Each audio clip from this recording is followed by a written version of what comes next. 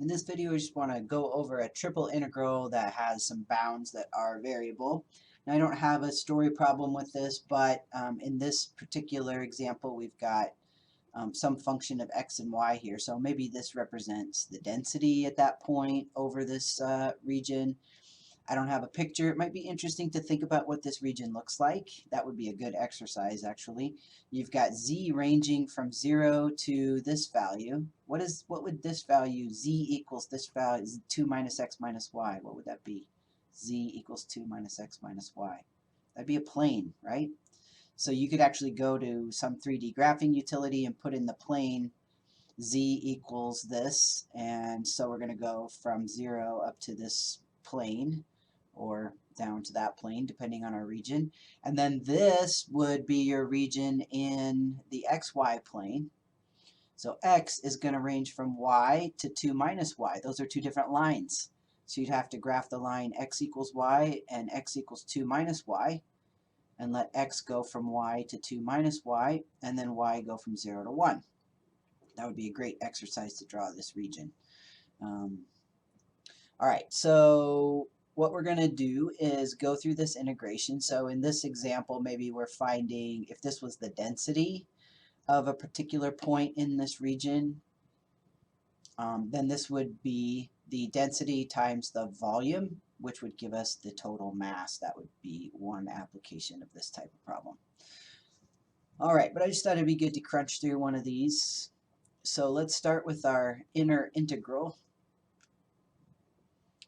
So I'm just going to write that separately and do this computation and plug it back in. All right, so we're integrating with respect to z, so 15xy, that's just a constant. And again, if you want to pause the video and work through this and then check your work, I always think that's a great way to do these kind of problems. All right, so we're going to get 15xyz evaluated from 0 to 2 minus x minus y, and these are z values. This is z equals, so we're going to plug these in for z. So that's going to give us 15 times x times y times the quantity 2 minus x minus y. And then if I plug 0 in for z here, I'm just going to get 0. So that's what I'll get right there. Now I might want to think ahead if I want to distribute this in here. What am I going to have to do next? I'm going to have to integrate with respect to x. With these bounds. So integrating this with respect to x, I think I would like to just go ahead and distribute that. So my next integral has the bounds y to 2 minus y dx.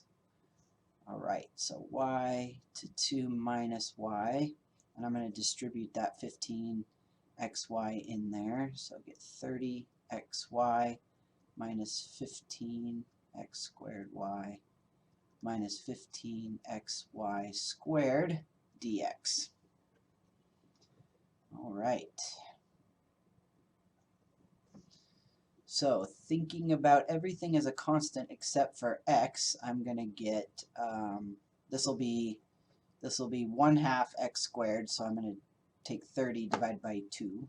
So that's going to give me 15x squared y minus, and then this is going to be 1/3 x squared, so I'm going to do that 15 divided by 3, which is 5x cubed y, minus, and then here I'm going to have 1/2 x squared, so that's going to be 15 over 2 x squared y squared, evaluated from y to 2 minus y. And remember, we were integrating with respect to x, so we're going to plug these in for x. Oh, this looks like it's going to be fun.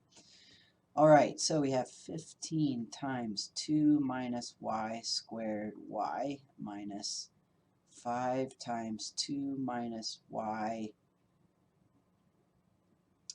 cubed y minus 15 over 2 minus y squared y squared. Yikes.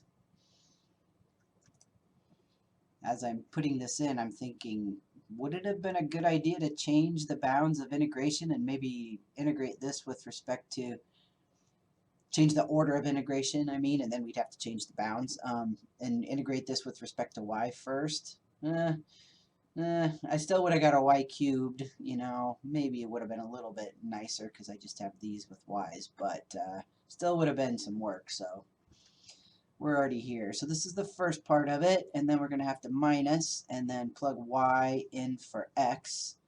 That's a little easier. So if I plug y in for x, I'm going to get 15y cubed minus 5y to the fourth minus 15 over 2 y to the fourth. So now all of this is in terms of y, and my next step is to integrate this with respect to y. So I think I would like this just to be one old big polynomial. Working smarter and not harder. Let's see.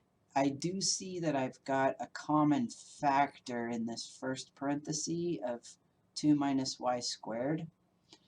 So maybe if I take out a 2 minus y squared, then I'll have 15y minus 5 times 2 minus y times y minus 15 over 2y squared. And then, of course, we've got this stuff. Let's just distribute our negative now. These are the, oh, we could have combined those together, huh? Let's do that. These are the places you can make little mistakes. You got to be super detailed. Let's see. So that's 10 halves. 10 halves minus negative 10 halves minus 15 halves is negative 25 halves, and then the negative distributes, so positive 25 halves. Okay. So now by taking this out, I only have to FOIL this out once here. So we get 4 minus 4y plus y squared times 15y. And then we're going to distribute the 5y, negative 5y into this parentheses. So that's going to be negative 10y plus 5y squared minus 15 over 2y squared minus 15y cubed plus 25 over 2y to the fourth. Oh boy. Well, I'm still going to have to do some multiplying here. Let's combine these together and organize this. Oh, that's only a binomial. At least it's not a trinomial times a trinomial. Let's see. So this is 10 halves. Take away 15 halves would be negative 5 halves y squared plus 5y. So we still have to multiply that out. Alright, so I'm going to pause the video and multiply this out, and then I'm going to restart it when it's done. Alright, so I ended up with 10y to the fourth minus 30y squared plus 20y. So when I multiplied this trinomial times this binomial, I kind of organized it by putting the like terms vertically, and then combine with these like terms, I get that. That was fun. Alright, so we got our last integral now. From 0 to 1 dy of what we have here. So let's do that. So now we're going to do this from 0 to 1. This should be a lot easier, dy.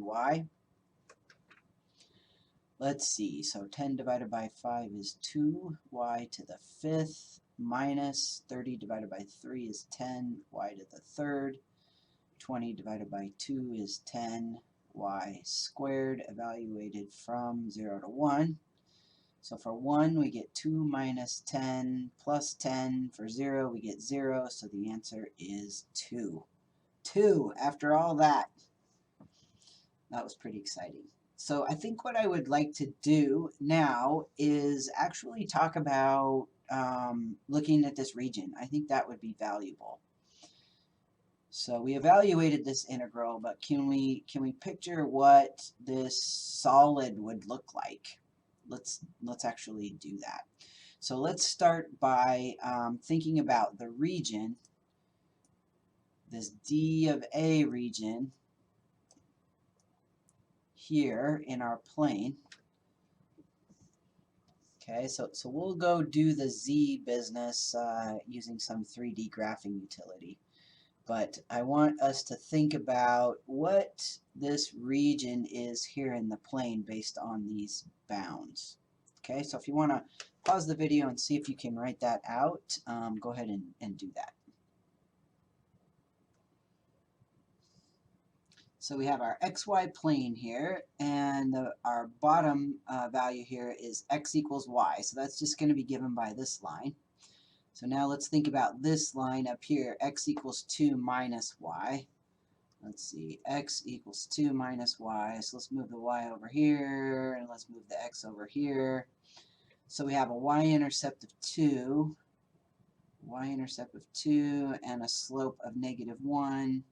So that's going to go, something like that. Okay, so that's our line x equals 2 minus y. So our x's are going to go this way, right? This way from y to 2 minus y. So let's see, we could look at it like this, right? Our x's are going to go this from here to here. Now, what is this point of intersection right here? So for that point of intersection, we have y equaling 2 minus y, right? We're just setting these equal to each other. X equals y, x equals 2 minus y. So if I solve that, I get y equals 1, and since y is equal to x, we get the point 1, 1. Well, that's going to jive with my y values ranging from 0 to 1. Okay, so we have this area in the plane, and so now we need to think about what our solid is going to look like. And so we could go look at a graphing utility, and we will do that. But just to get an idea here, if I try to draw this triangle in this plane here, think about the vertices of our triangle. So we have one vertex at 0, 0, so that's going to be there. One vertex at x equals 2, y equals 0, and then one vertex at x equals 1, y equals 1 is going to be about right there. Okay, so in our x, y, z orientation, this would be the surface. Oh, let's not use blue. This would be the surface we're integrating over. So now we just have to see what our three-dimensional surface looks like above or below this triangle, and we would be finding some kind of a volume if this was a density, we'd be finding the mass of that shape over this region. All right, let's go take a look at that. All right, so let's take a look at this graph. So here we have our upper bound of z given by the equation 2 minus x minus y, which is a plane. And that is this plane here in 3 dimensions. Okay, so here's my z. Now remember, we found our region in the xy plane that we were integrating over, and it was a triangle. And it had vertices at 0, 0, 0, x equals 2, and then y 0, z 0, and then 1, 1, 0. So I've plotted those points here in the xy plane. So you have to picture these 3 points connected and shaded, and then our three-dimensional surface is all the points above this region, from this region up to the plane. Okay, so that kind of gives you a picture, hopefully, of what's happening there. So here's the positive x, here's the positive y. All right, so there's our triangle in the xy plane. And then think of like this plane, 2 minus x minus y, as your roof. But the footprint of your house is only this triangle right here. So then for each point inside that volume, we were given the function 15xy. So we're assigning some value to each point within that volume. And if that value, 15xy, represents density, then our triple integral is giving us the mass of the three-dimensional shape formed by connecting these 3 points in the triangle, and then going up until we hit this plane.